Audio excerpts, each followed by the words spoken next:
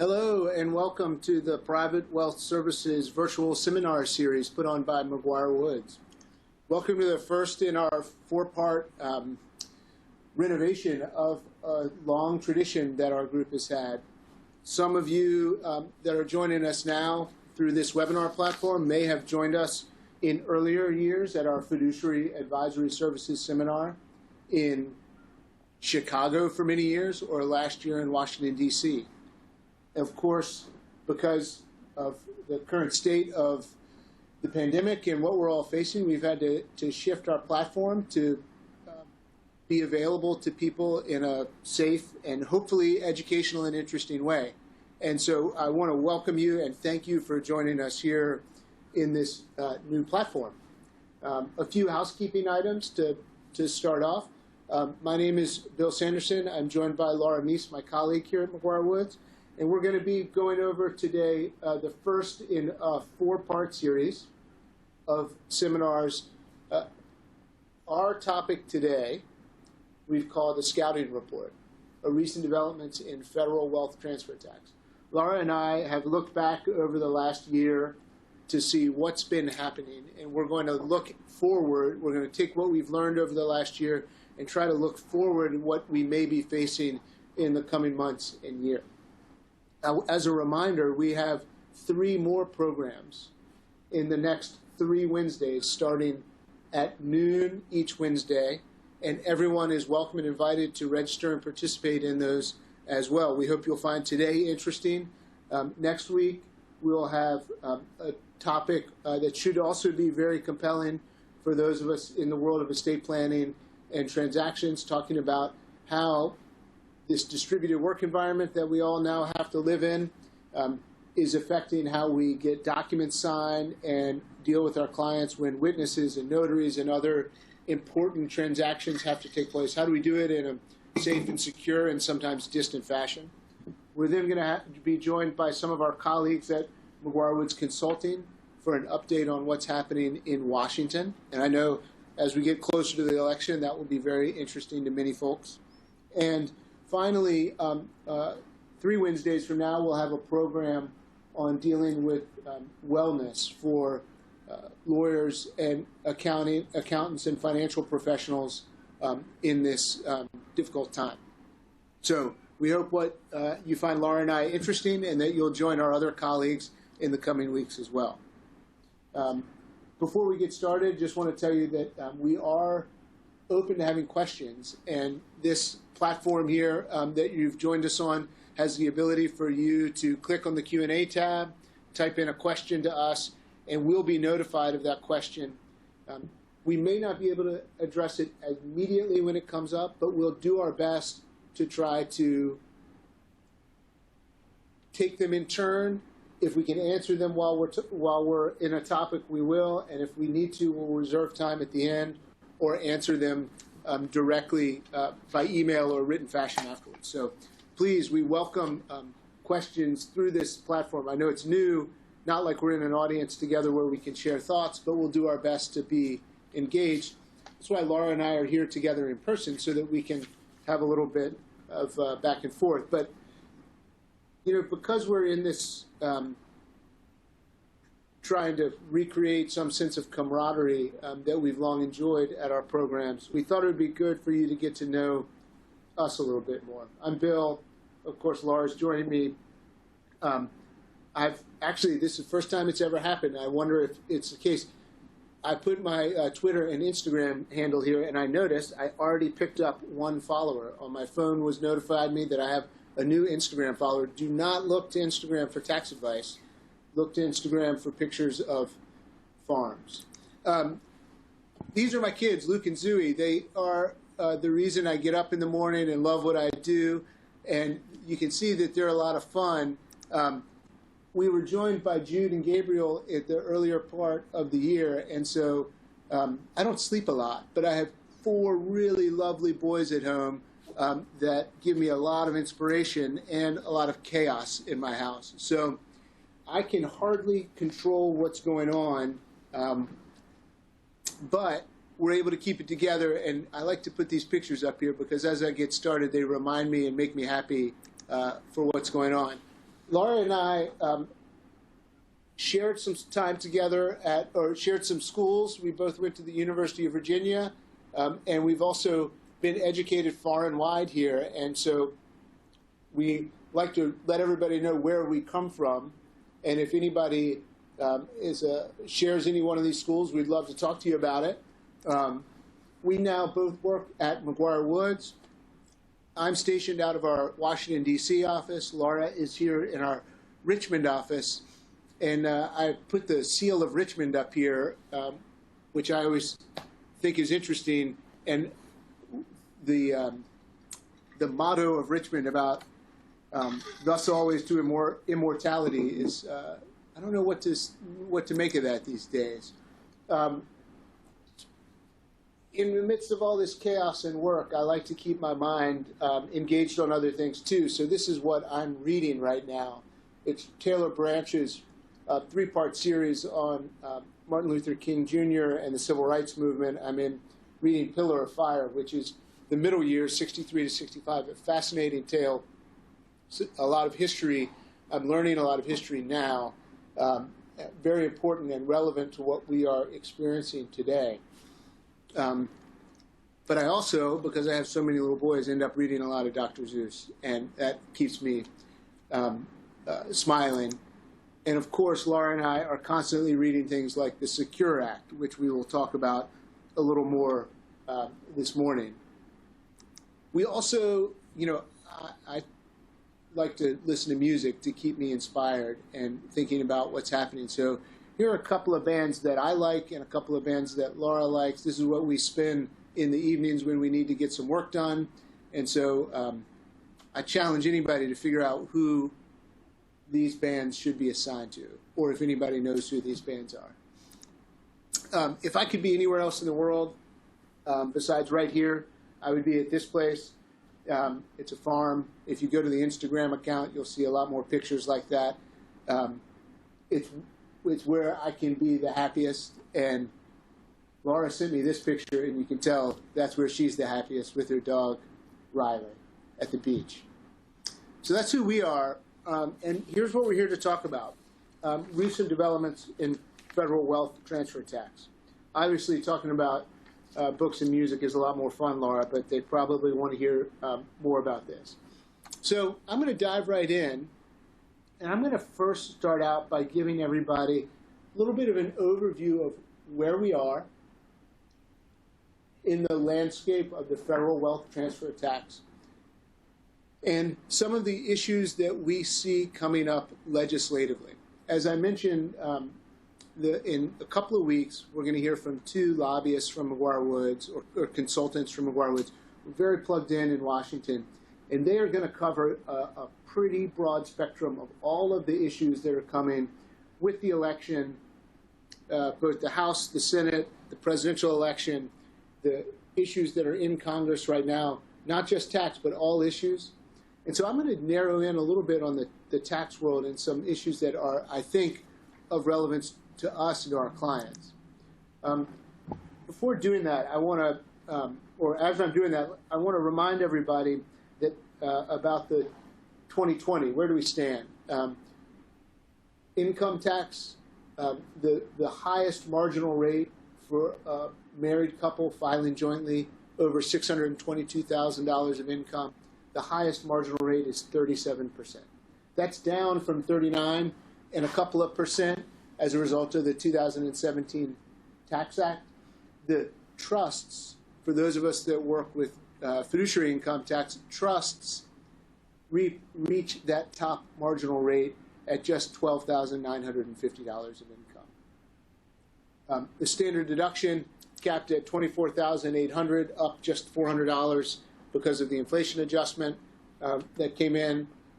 Qualified business income threshold. This is the Qbi threshold is for the new 199A pass-through income deduction.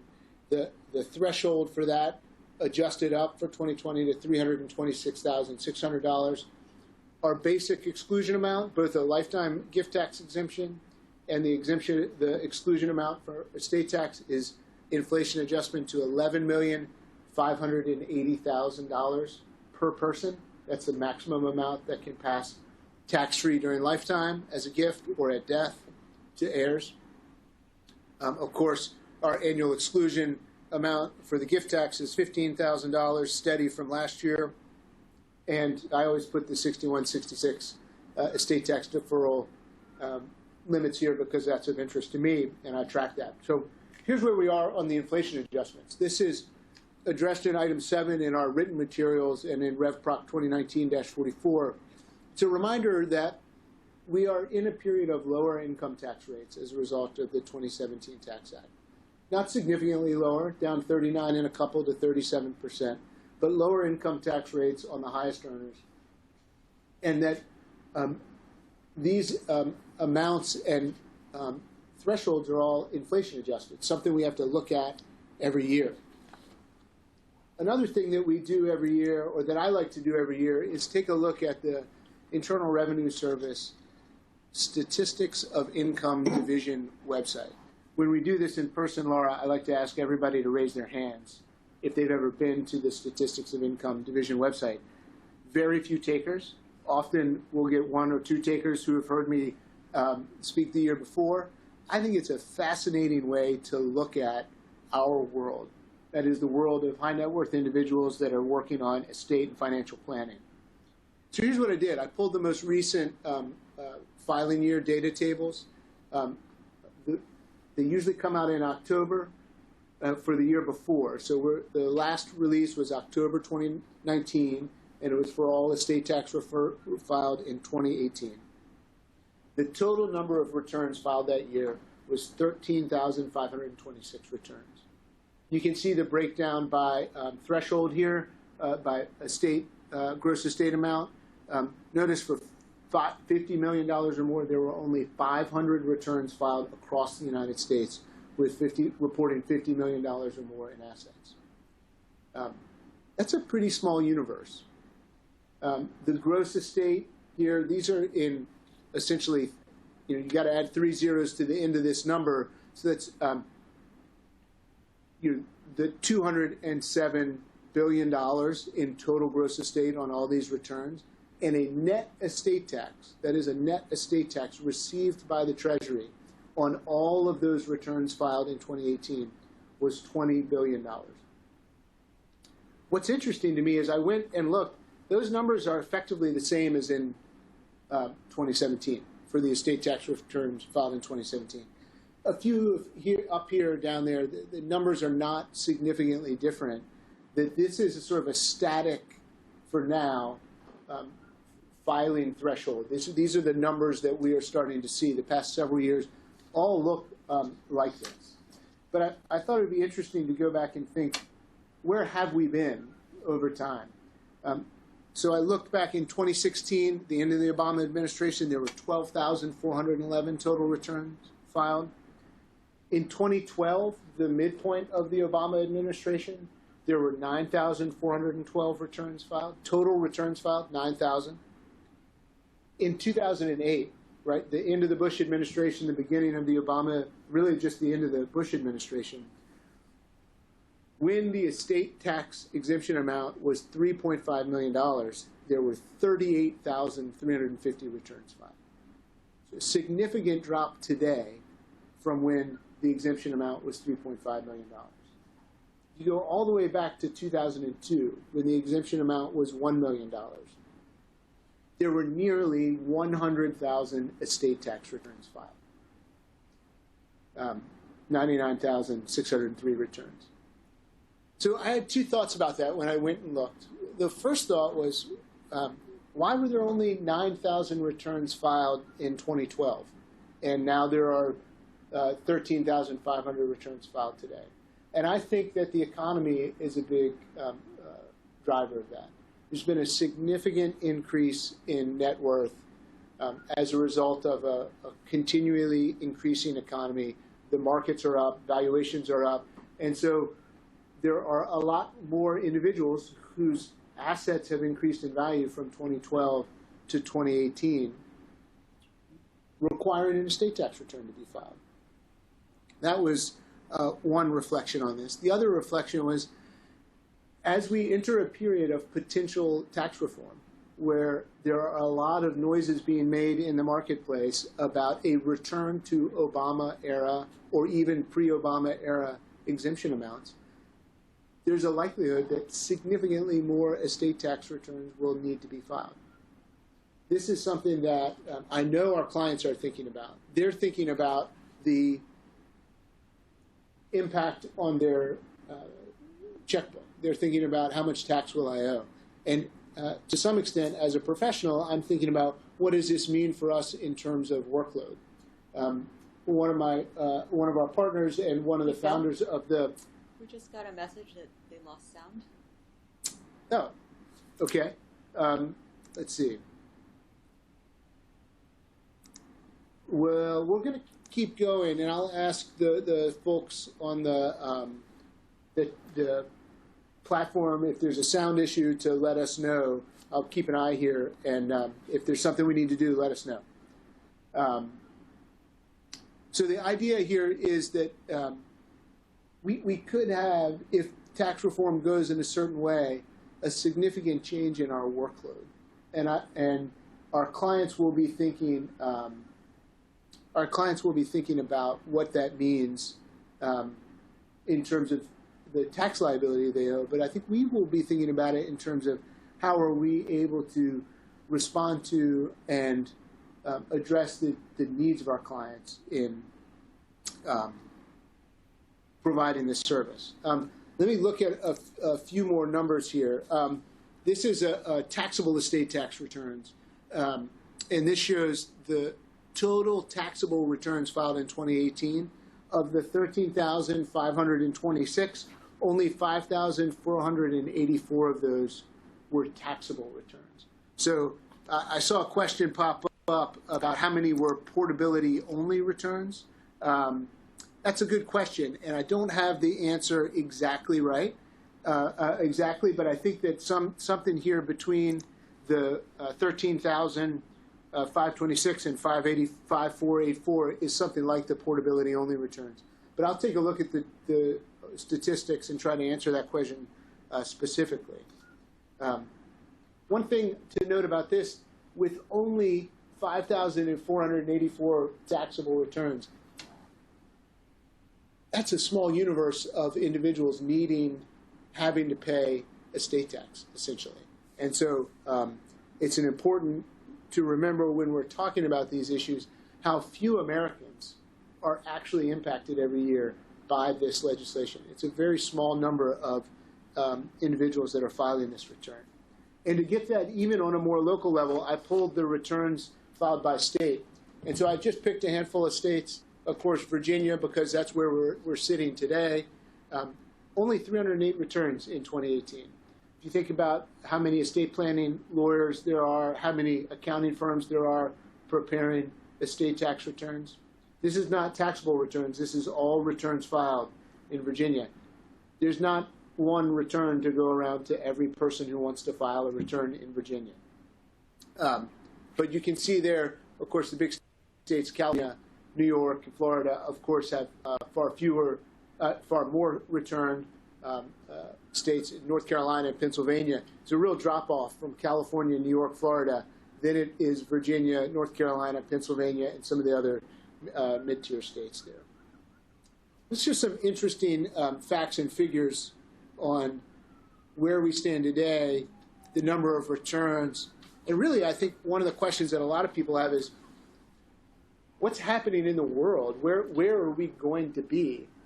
I say this because for the last year, I have received quite a few phone calls from clients who have seen in the news or heard during the course of the Democratic presidential primary various proposals by candidates that were targeting the wealthy taxpayers. And so I wanted to take a minute and sort of frame the issue for the audience and then look at what we may be facing with the with the presidential election here in a couple of months. And our materials actually have some information here. Item number 4 on page 12 of the materials, when you're able to look at them, talks about a piece of legislation introduced by Senator Bernie Sanders from Vermont. It was called the For the 99.8% Act. This goes back to January of 2019, but it was a constant refrain by Senator Sanders during the Democratic presidential primary. And it's included in the materials, and I include it here today because I think it stakes out ideologically one end of the spectrum, and that is the most progressive end of the spectrum. And what does this For the 99.8% Act do? It would reduce the applicable exclusion amount or the lifetime gift tax exemption down to $3.5 million at the lowest level, and it would have graduated rate structure. So from 3.5 to 5 million of net worth, you'd pay 45% estate tax, and for the wealthiest individuals with over $1 billion of net worth, they would pay a 77% or $1 billion of a gross estate. They would pay a 77% estate tax. That is a significant increase in the exemption amounts, the rates, and a reduction in the exemption amounts. I also call this the sort of kitchen sink act because he throws everything into it. Senator Sanders would eliminate discounts on intra-family transfers of closely held businesses. He would reduce the ability for clients to create and fund grantor trusts.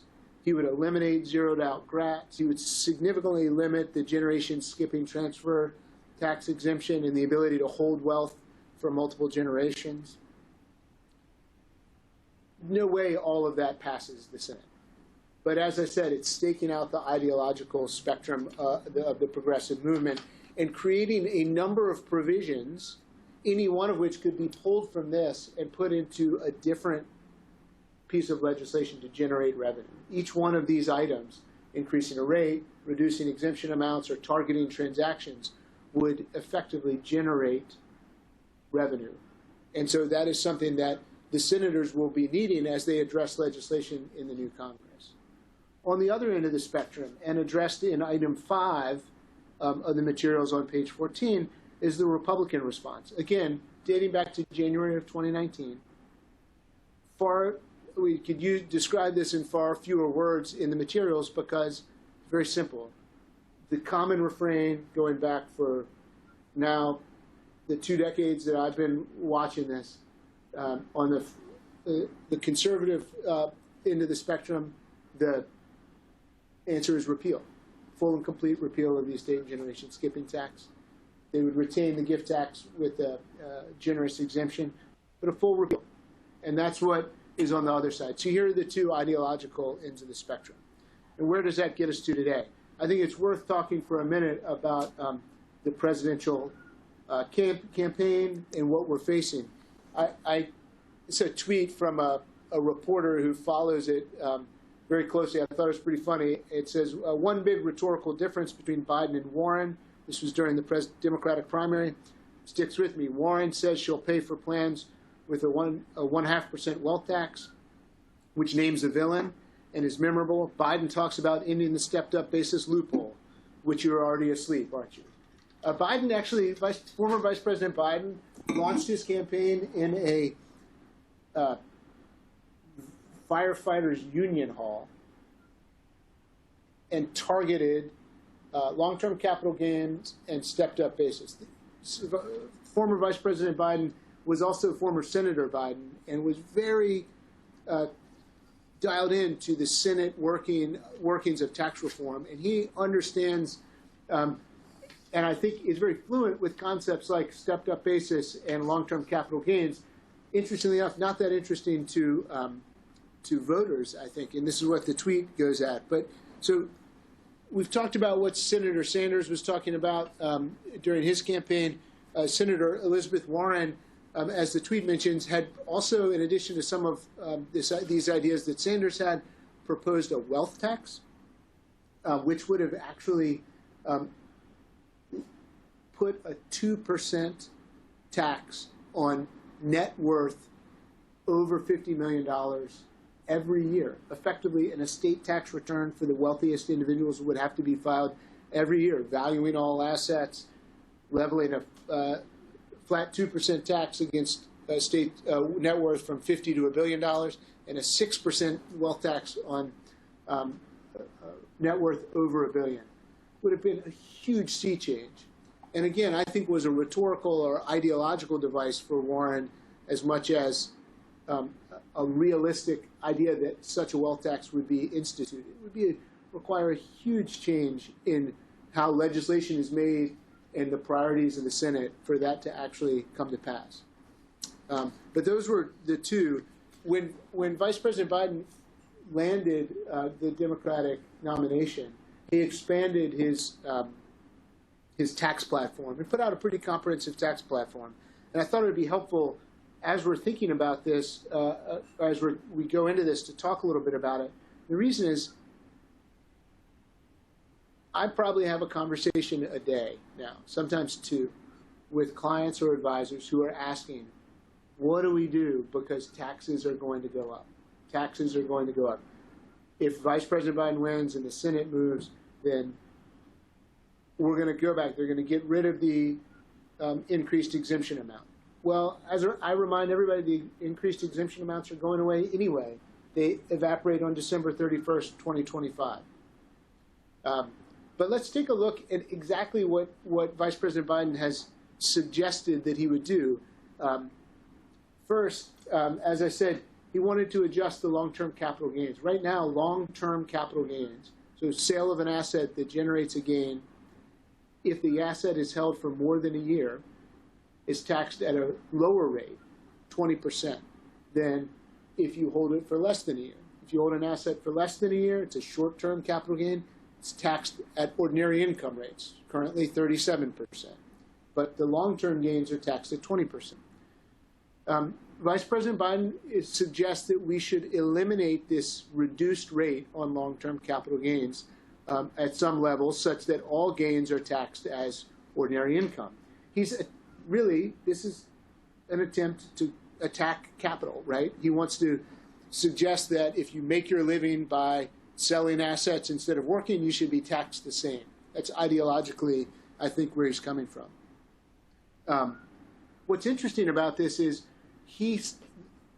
this proposal to do this long-term capital gain, this reduction in rates, that is because the long-term gains are taxed at a lower rate. There's an estimate that the federal government loses $127 billion a year because long-term capital gains are taxed at a lower rate. That is an estimate on the tax expenditure. And so, in some way, he's talking about that this could potentially raise over $100 billion in revenue. But people who think about this know that that's not exactly the case, that if you increase the rate, even if you double the rate effectively by going from 20 to ordinary income tax rates, then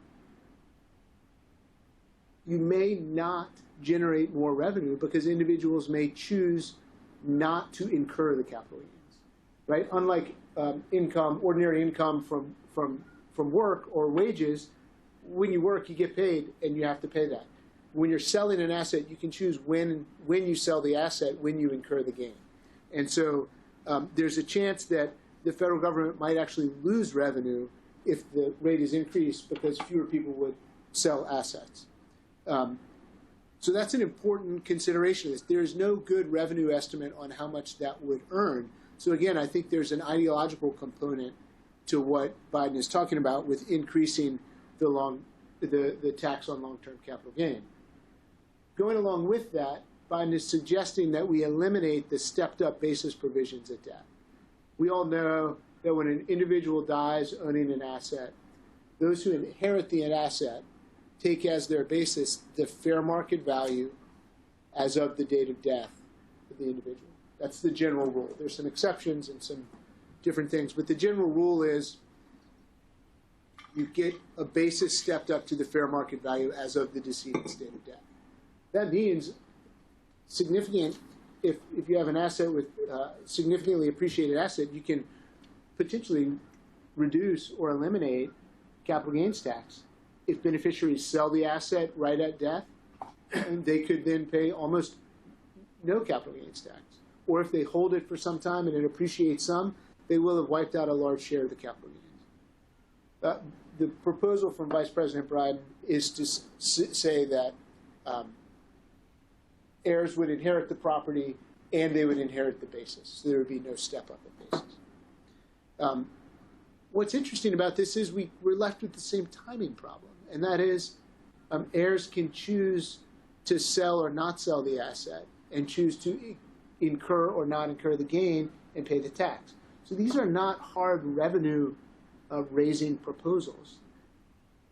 What's interesting is if the United States adopted a proposal similar to what Canada has, where there is a deemed realization event on death, so you have to pay the capital gains at death. There's an estimate that not realizing capital gains at death costs the federal government $40 billion. There's a chance that you could raise somewhere in the neighborhood of $40 billion a year by compelling gains at death, but that's not what Biden is proposing. And so we have these two signature proposals related to estate tax that have soft revenue estimates behind them. And so I think they, like going back to where I was, I think these are ideological in a sense of staking out some ground so that when Biden, who was in the Senate for quite a long time, knows that there will be negotiations in order to achieve any sort of tax reform. Let me also point out one other element of Biden's comprehensive tax reform plan, and that is to increase the corporate income tax rate from 21% to 28%. Remember, the Tax Cuts and Jobs Act reduced the corporate income tax rate to 21%. He says take that back to 28%. And he adds in a 15% tax on book income for any companies that have no taxable income but have book income. So he'd say, we all have heard these stories about these companies that have no taxable income because of their expenditures. He's saying we're going to at least tax 15% of your book income. All told, based on the scoring done by the Tax Foundation, which is a nonpartisan organization, that proposal, raising the corporate rate and doing this book income tax, would generate $1.5 trillion of revenue. Just turning that dial would raise $1.5 trillion of revenue. They increased the corporate tax rate to 35%. It's more like $2.5 trillion of revenue. That's real money compared to the tens of billions of dollars that could be raised on the soft side of these capital gains proposals that are coming out of Vice President Biden's campaign. When I step back and look at this, I think that the corporate tax rate is going to be the big needle, the big dial that is turned. I understand that there will be pressure to politically address income inequality, and doing so through some changes to the tax provision. The transfer tax provisions is likely, but we don't yet know how they will take shape, largely because what we don't know yet from the Democrat where that proposal will go. Just to be fair, President Trump is also has a proposal out. It's called Tax Cuts 2.0. The most of the policy that we know is that he's suggesting that on the income tax, the 24% bracket would be reduced to 15%. Other than that, there's not a lot of hard policy yet on that. More a lot of talk about supporting the middle class. But we do know that he's suggesting a lowering of the 24% tax bracket. Curiously, neither the president nor the Democratic contender have addressed what will happen to the Tax Cuts and Jobs Act sunset provisions in December 31st, 2025. How will we deal with this? I don't have an answer, and I don't have a crystal ball, and I gave up predicting a long time ago. So I say all this to say this is the landscape that we're dealing with. tax reform is likely to be on the table if the Democrats win the White House. How the Senate is shaped up, you'll have to tune in a couple of weeks to hear our colleagues from Washington to know what the Senate map, what they think the Senate map will look like. But there are going to be moderates in the Senate negotiating for changes to the tax laws. Just these ideological spectrums will not rule the day. They might rule the media. They might control Twitter. They might control the 8 p.m. MSNBC, Fox News hours, but they will not control the back and forth on the committees, the tax writing committees. The moderates will be there, I think, having a moderating voice on how this tax reform plays out. It's possible that there's a reduction in the exemption amounts or an increase in the rates, very likely. Some of the transactions that we have come to think of as standard in estate planning may well be looked at skeptically after new legislation.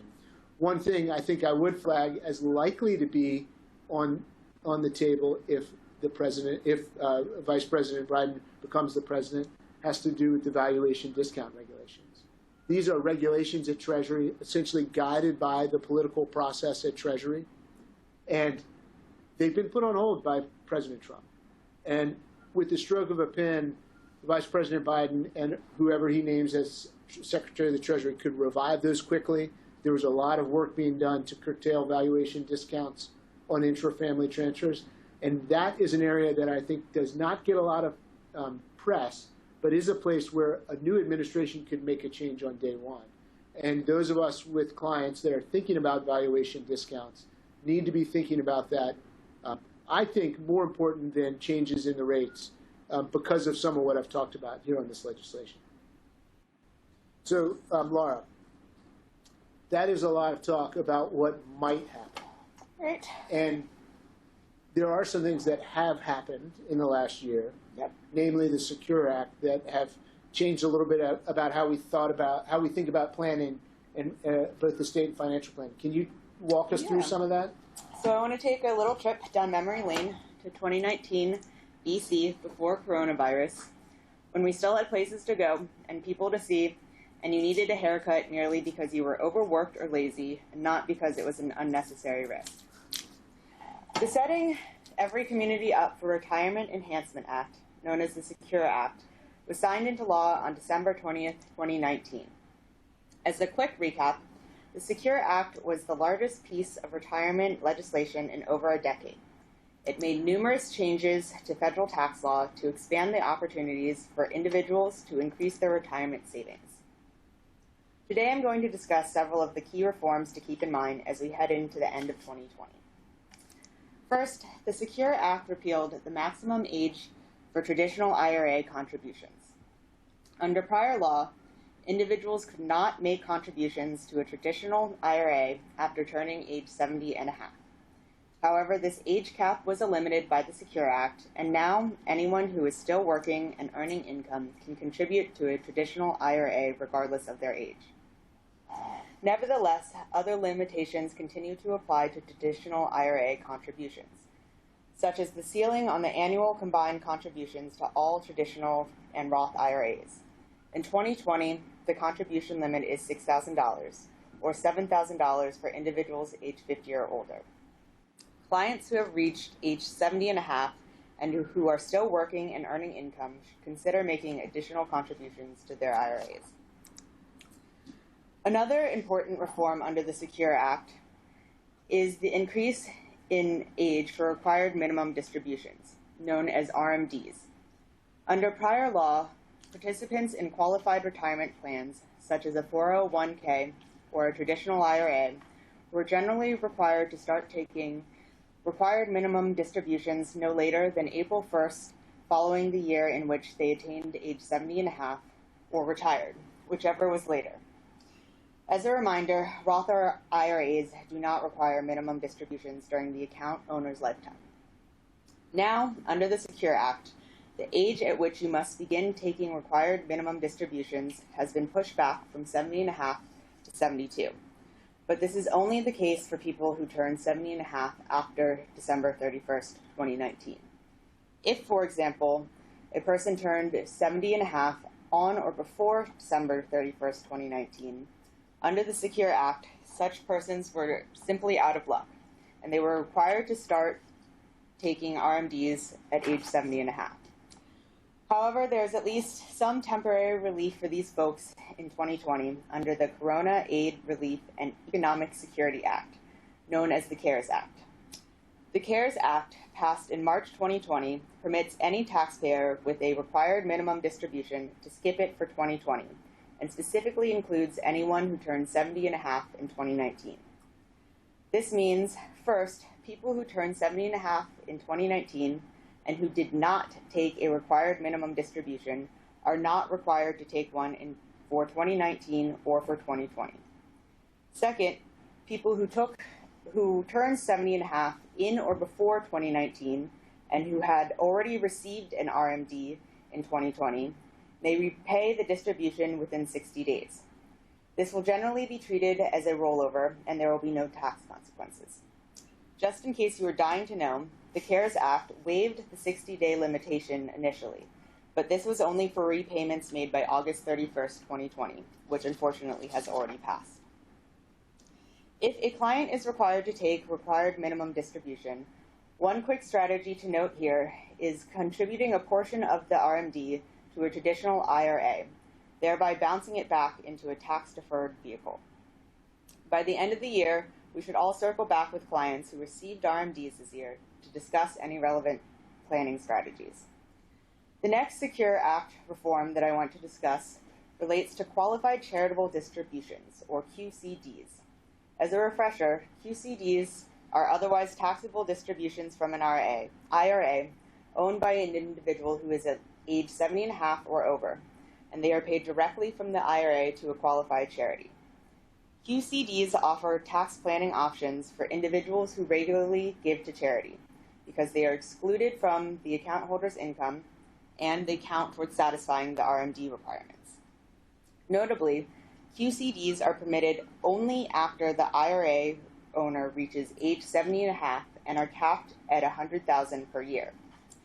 A charitable distribution that exceeds the Qcd limitation is included in gross income and is deductible under the normal rules of Section 170 relating to charitable contributions. The Secure Act made two changes that impact Qcds. First, as discussed earlier, the Secure Act eliminated the age cap for contributions to a traditional IRA. However, if an individual makes a deductible contribution to an IRA after 70 and a half, and then subsequently makes a Qcd, the deduction from income for the Qcd will be reduced by the deduction claimed for the contribution to the IRA. Second, even though the Secure Act increased the required minimum distribution age to 72, an IRA owner can continue to make Qcds after reaching age 70 and a half.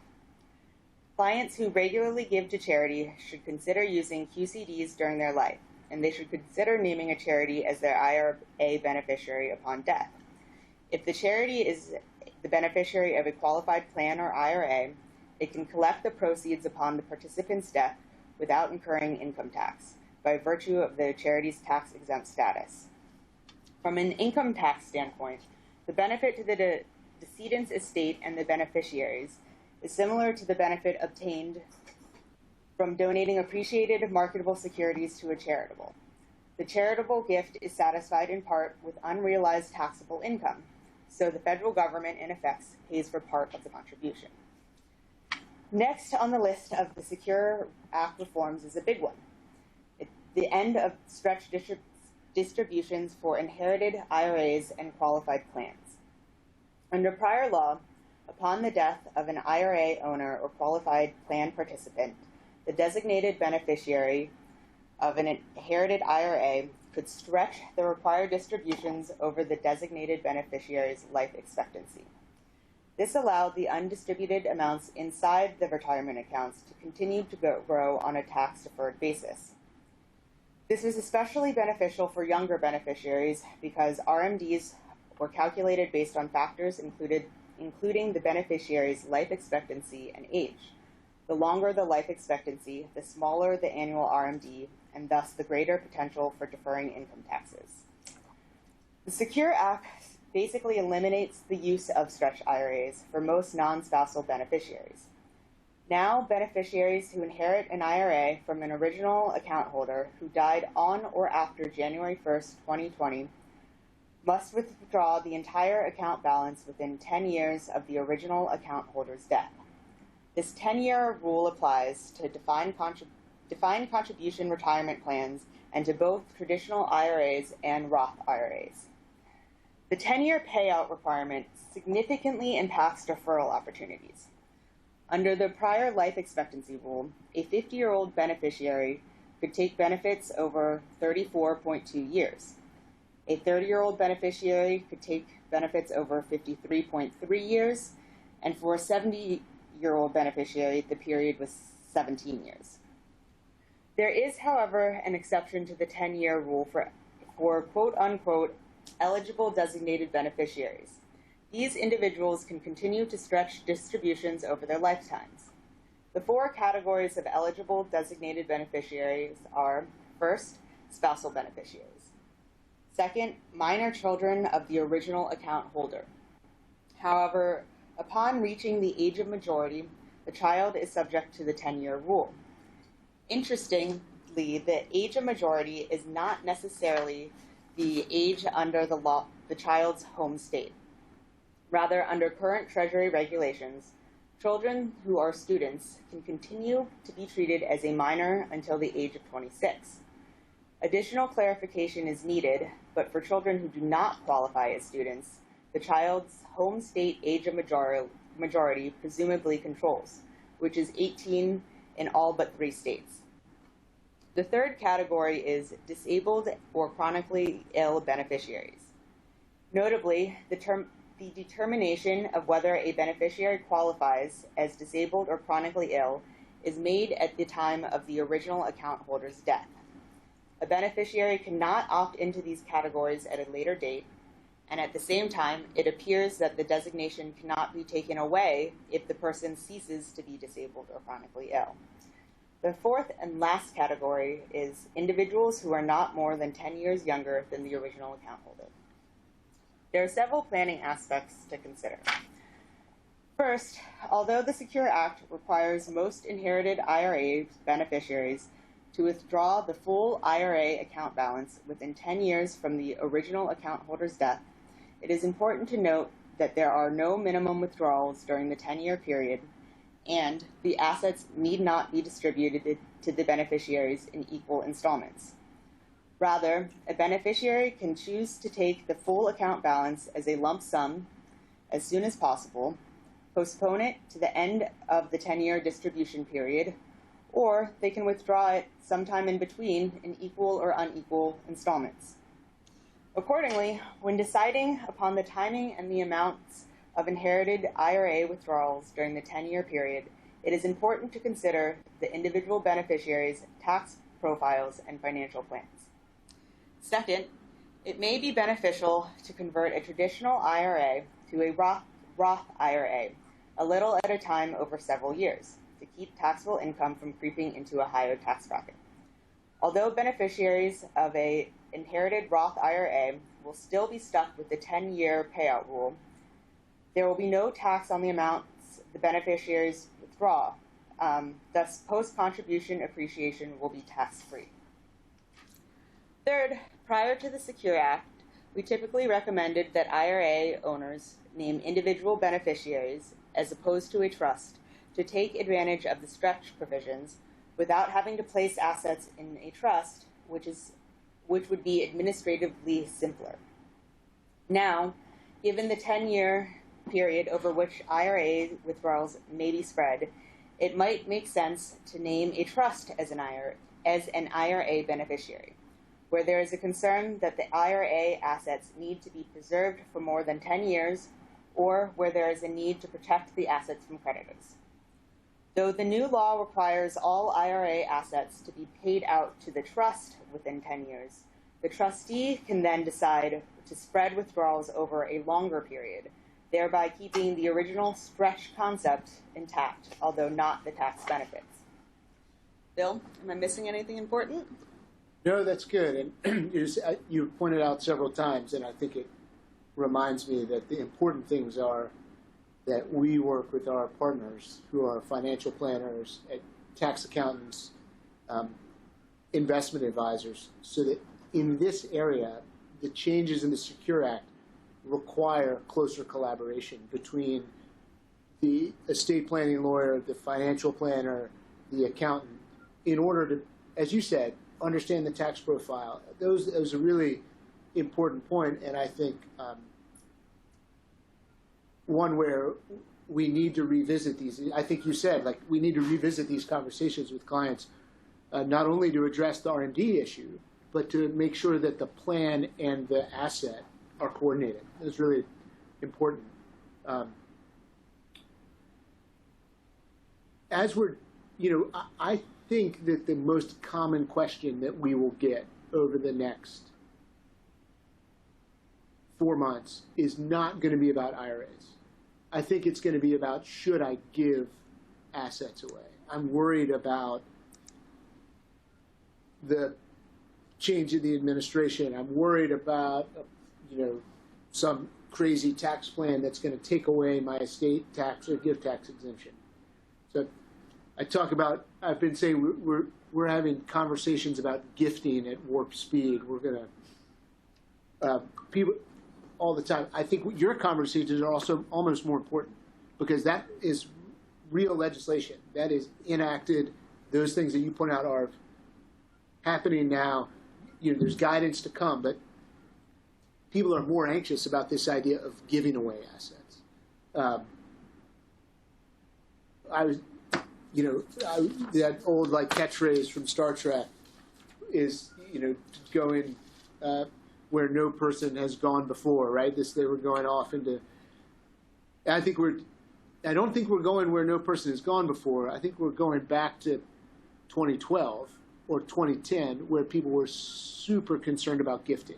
And I know, Laura, we've been working together on some gifting plans, and I am very interested in talking to clients and advisors about their assets, which assets make sense to make gifts. So there's two cases. We may not have time for both of them, but I thought it would be helpful to touch on at least one, or maybe if we can do it quickly, both, in our materials that we've looked at over the last year. The first is the Nelson case that talks a little bit about formula gifts, and that's one that we worked on.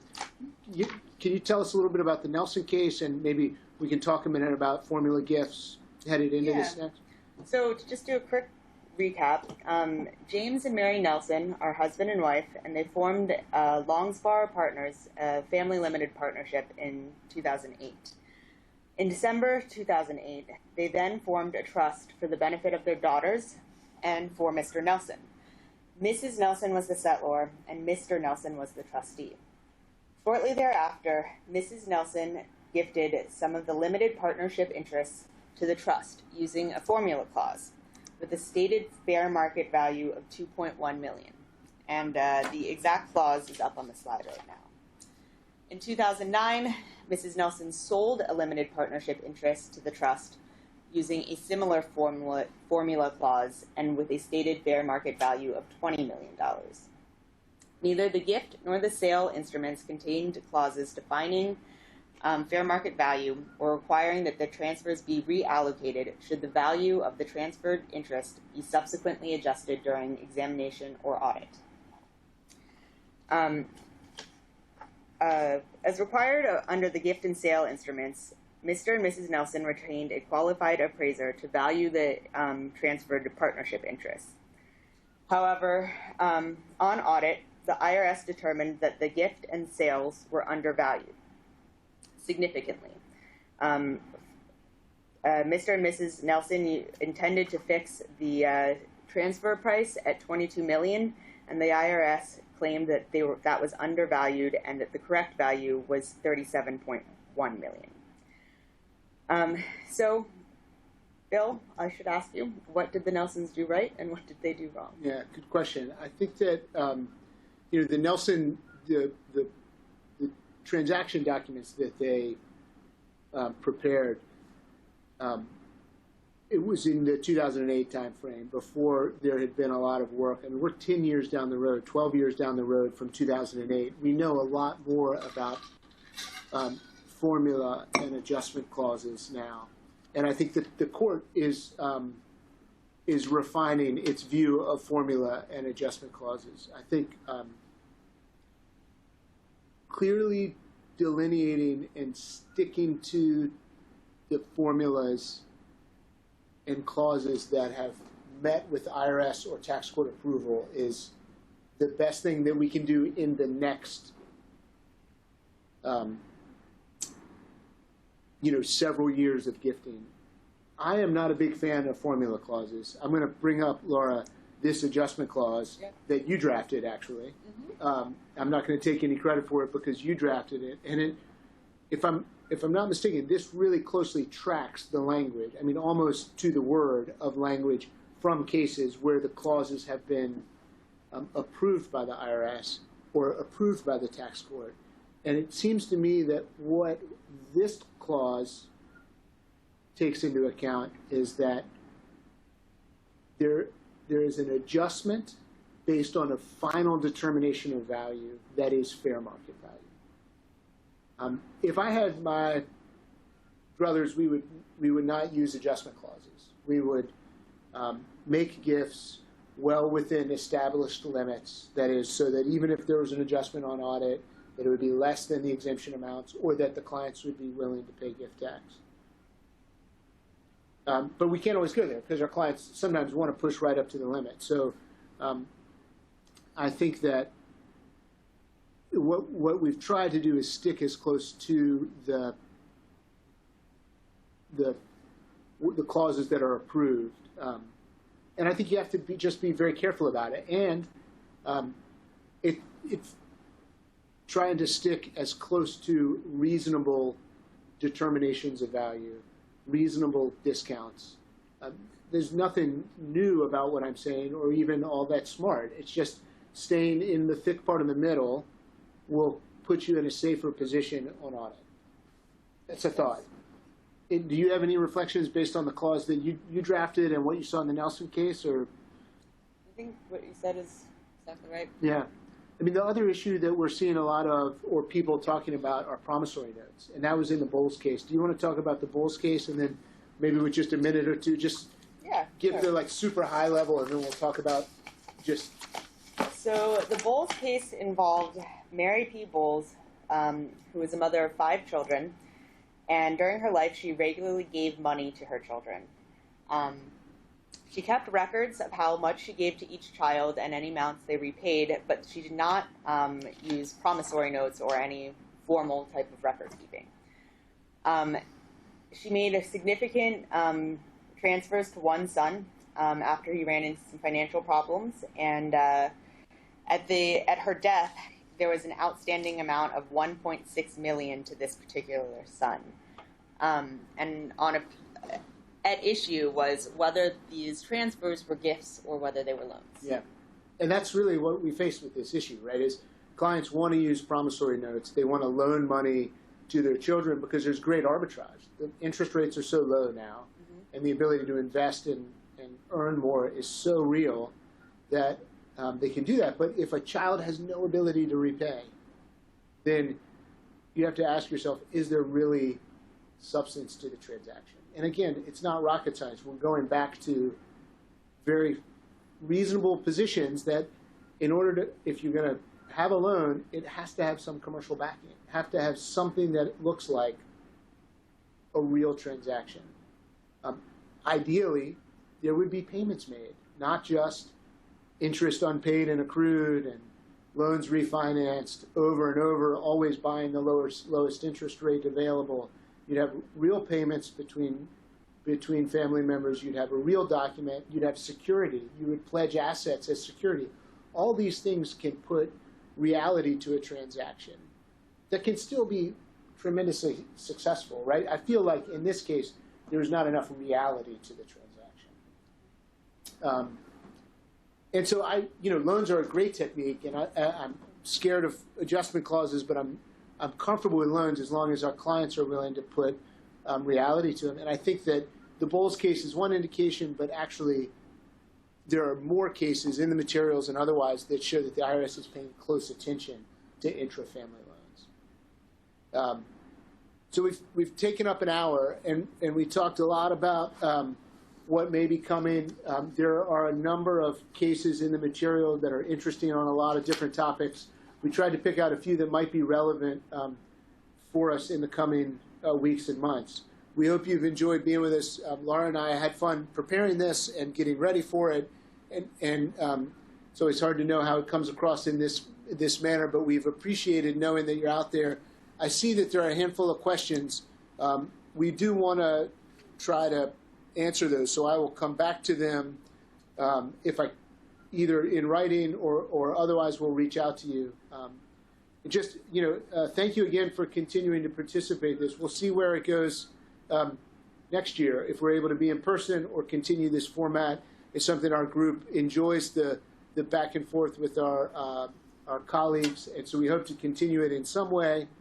And I do invite you to join us on Wednesday over the next several weeks to continue the conversation on different topics. Laura, thank you very much. Great work. Thanks, everybody.